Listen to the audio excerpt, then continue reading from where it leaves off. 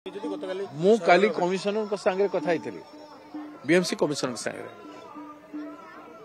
मु कही आपण जंगल एथिला एठी फॉरेस्ट थिला फॉरेस्ट से माने बसवास करुले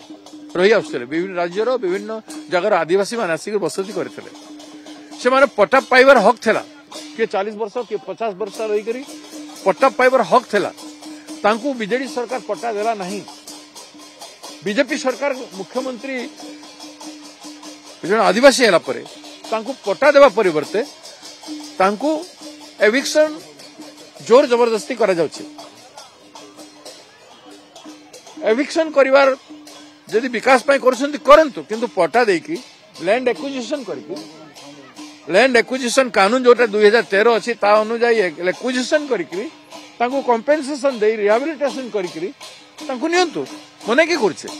किंतु तांकर अस्तित्व को संविधान अच्छी 2006 कानून भी अच्छी 2013 लैंड एक्विजिशन एक्ट भी अच्छी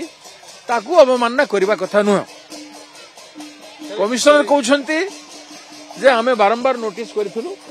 बारंबार कहिथिलु किछि लोकंकर लीगालिटी देइछंती किछि लोक देई नाहंती गुडाय लोक हमें मागुछु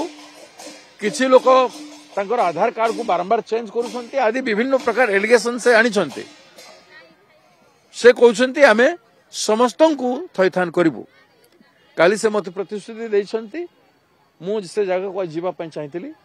से कहउछंती आगे हम 3 दिन टाइम दियंतु लोक जे एलिगेशन दौची जे तौची मु लीगली छेली एठी बोली प्रमाण पत्र देबे से समस्त को हम हैंडल करबा पय प्रस्तुत अछु एवं मु आशा करूछी से 3 दिन भितर से सब करिवे एवं लोक मान को जबरदस्ती कर नै स्वाधीन भारत वर्ष अछि तमे तांकू बुझाई सुझाई कर एवं समस्त को थैथान करिवो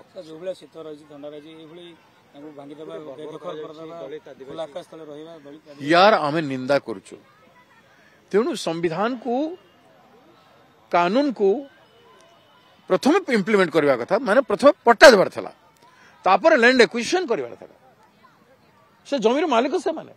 आईन अनुसार से जमीर मालिक से माने तांकू विस्थापित करिवार अधिकार सरकार नहीं आज यदि सरकार अच्छी ताहले पूर्वतन सरकार जो कानून करथिला से कानून को सम्मान करिवार कर्तव्य रही आज सरकार और जो आदिवासी लोक है